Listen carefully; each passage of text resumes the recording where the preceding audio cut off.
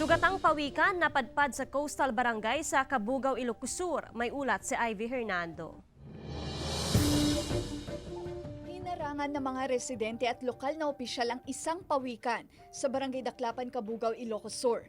Ang sanhi, mayroon itong malaking sugat sa likuran o shell o yung tinatawag na carapace. Sinubukan nilang bitawan sa dagat yung pawikan is bumabalik dito sa Pangpang.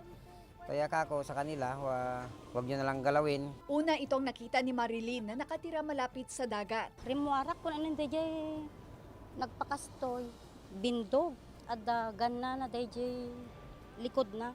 Yun nga, first time namin nakakita ng pawikan na Pangpang dito na may sugat. Kaya ayun, nabahala kami. Baka kako yan ay ikamatay. Agad nilang isinangguni sa DENR at napag-alaman na isa itong uri ng olive ridley, babae, at tinatayang nasa 20 hanggang 30 taon na ang tanda. Hindi matukoy ang posibleng sanhi ng sugat ng pawikan dahil matigas ang shell nito. Agad itong nilapatan ng lunas. Sinusubukan ngayong ibalik sa dagat ang pawikan dahil makakatulong umano ito sa kanyang paggaling, lalo na sa kanyang natural habitat. Kasi pag nilalagay lang natin dito na kinakarantin natin dyan, ay baka mas lalong hindi maghilom yung sugat niya. Importante, nalagyan na natin siya ng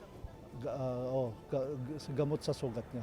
Kasama si Norman Raca, ako sa Ivy Hernando, naghahatid ng Balitang Amyanan.